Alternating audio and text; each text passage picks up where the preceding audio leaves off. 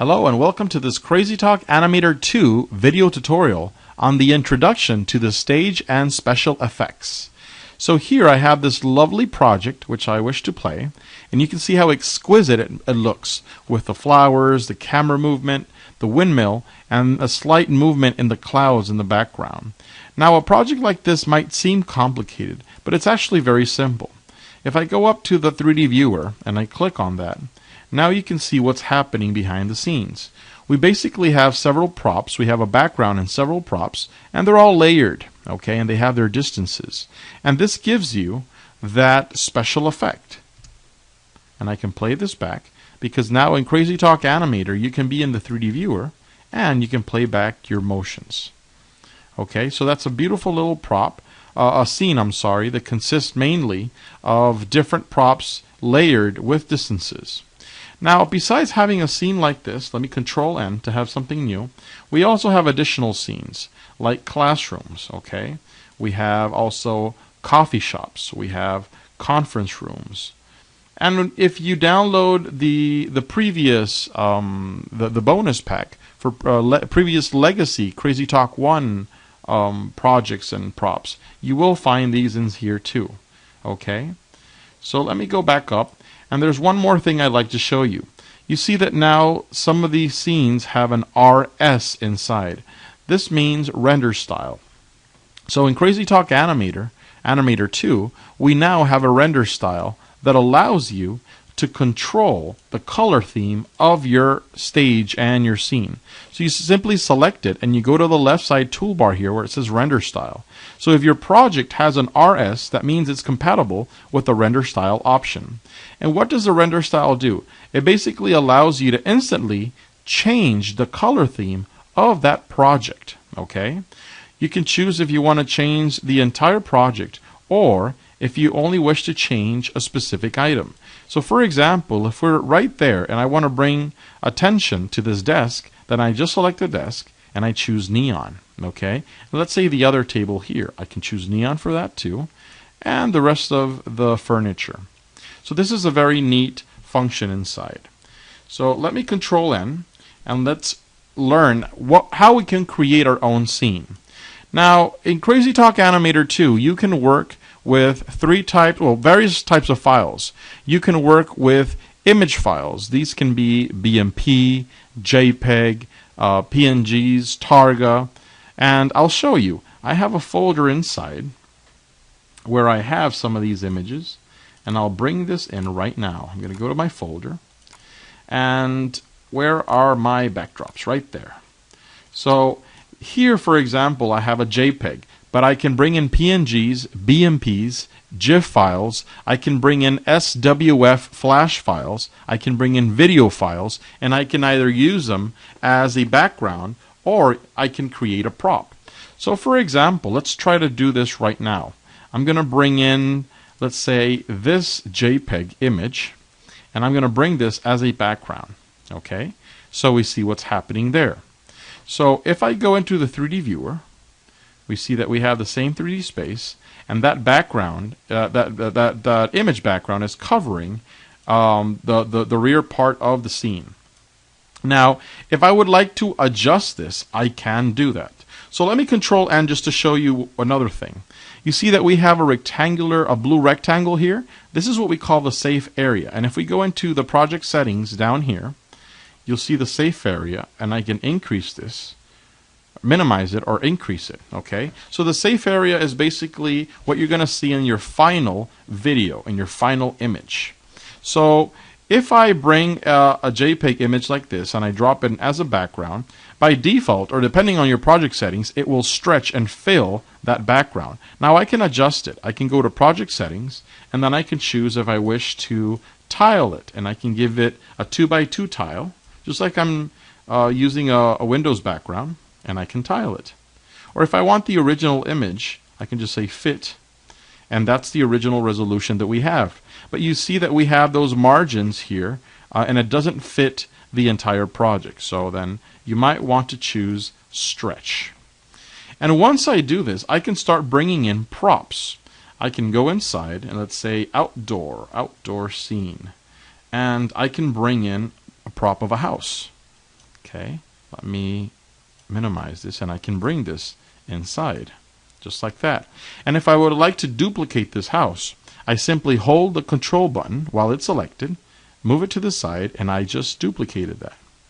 If I hold control, I can select the second one, hold control again, hold it, and then drag outside, and I can duplicate that again. So it's very simple. Now if I go into a 3D viewer, you'll see what's happening. Okay, I basically have my houses, and they're all on the same line, okay, all on the same layer. But I can change that. I can grab this house in the middle, and you see that little icon at the bottom? I can drag, select that and drag downwards and bring that house forward.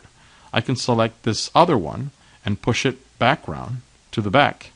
And I could bring this one forward to or to the back and bring this forward also. So what is happening here? If I go to the 3D viewer, we can see what just happened. Okay, I basically rearranged these houses in different distances. So that's pretty neat. Great. Now, what if I want to create my own scene? How do I do that? Well, we already started.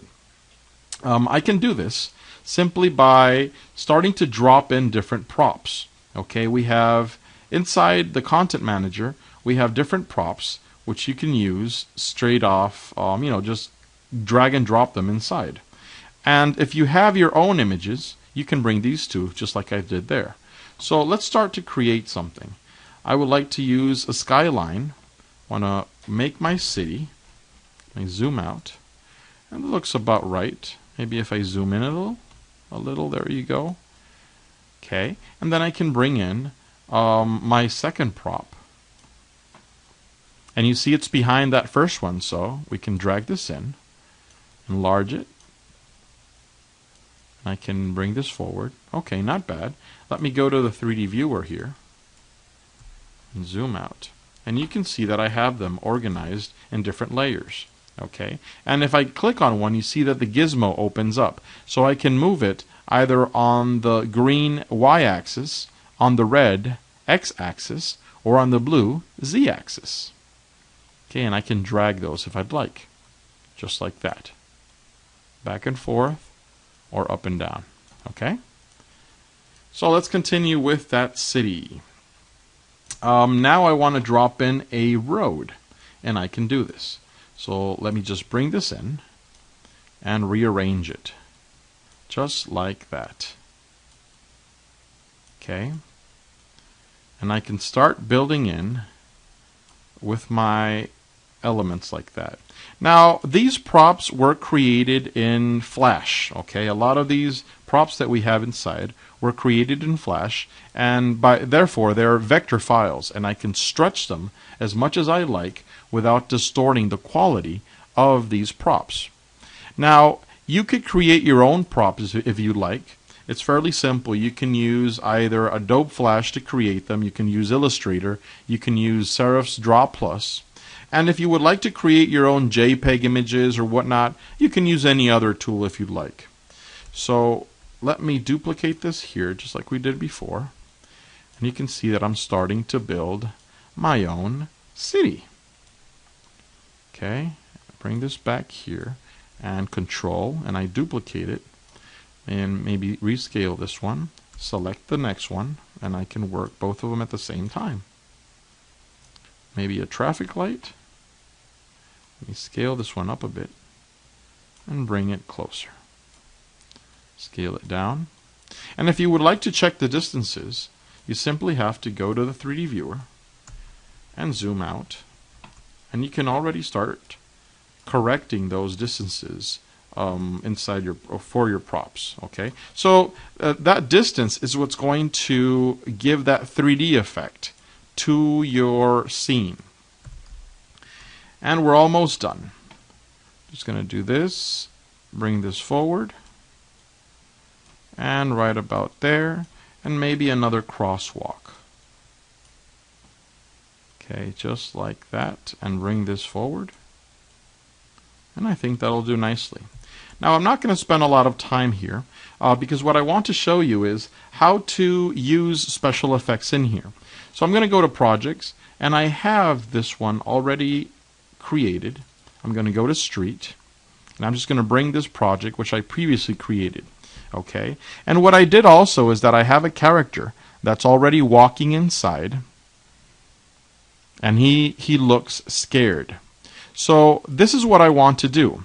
At that moment, when the character looks scared, I want to drop in a special effect. So let me zoom in on him, and we can see this better. I'm going to drop a special effects on him. So I can go to SFX, and I can choose anything from the library. Or I can go to Scene, and I can choose Props, Animated Props. And I have an exclamation mark here, which I wish to use.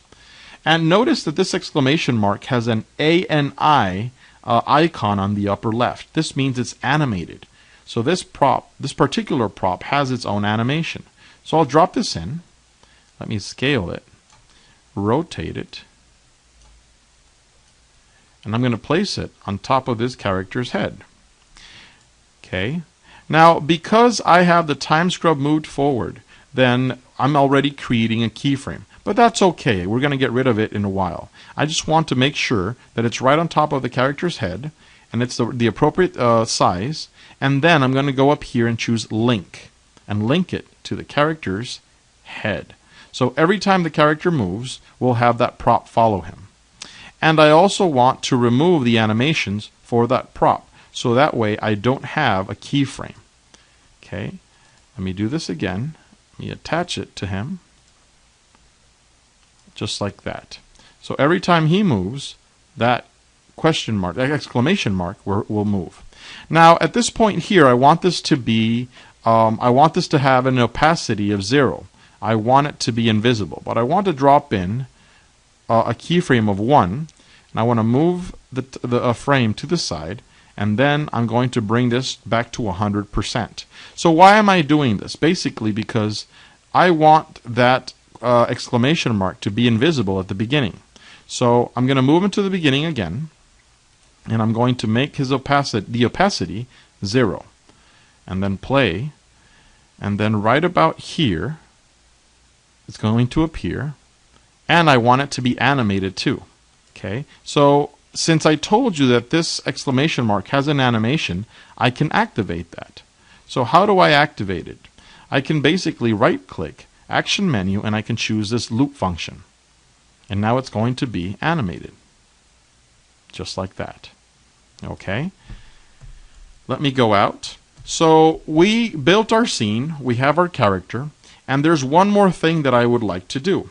I would like to bring in my own prop. I would like to create my own prop, not just a background, but a prop. So I'll go into my folder, and I have some images here, and I have this police car, which is a PNG, and I will drag and drop this inside. And instead of choosing a background, I'm going to choose a prop. And Crazy Talk will automatically convert this into a usable prop for me. So we're going to leave it like that, and I'm going to bring this out. Let me zoom in a little. I'm going to have the car outside. And then I'm going to play this a bit, and I'm going to move to set a keyframe, just a little keyframe, and then I am going to play back this project. I'm going to play the project, and right about there, I want that car to appear. Okay, just like that. And then I want it to leave the scene at the end. Okay, so what happens? I just set in a keyframe with that prop. Car's coming, and when he sees it, he gets scared, and then the car leaves. Notice also that the character is stepping on the car, on the police car. This is because I don't have the distance properly set inside I don't have the Z depth set in properly. You see that there? So I can correct it. I need to bring the car out. So if I go to my original frame, I just pull this car out to make sure that it's out here. And let me do this again. I'm going to remove all animation. I'm going to play this back a bit. I'm going to play.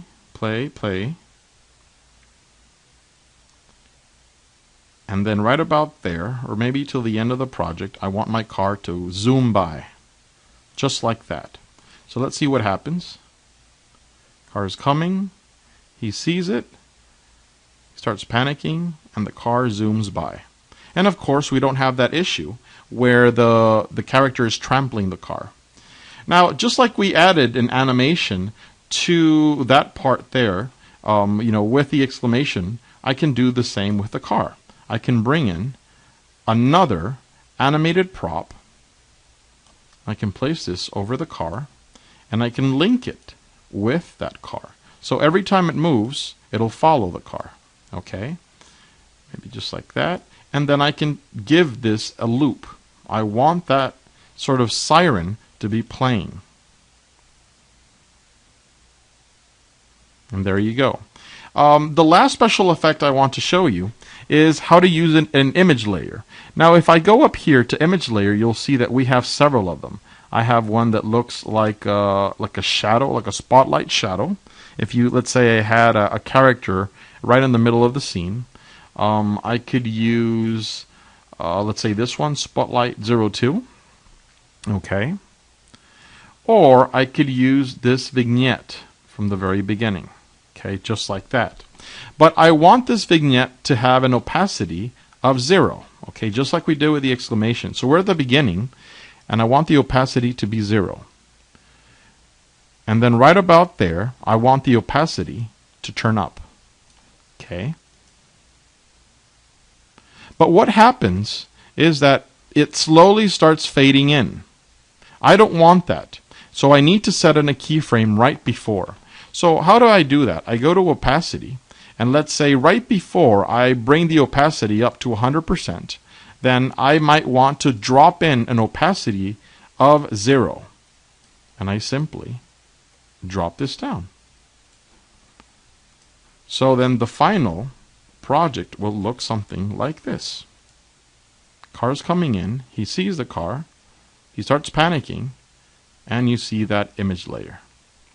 And of course, I can drop in special effects to my project if I wish, and it would look something like this. If I would like to drop in a special sound effect, I can simply drag in a sound.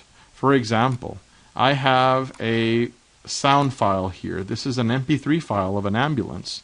I can drop this inside and bring this a special sound effects 1.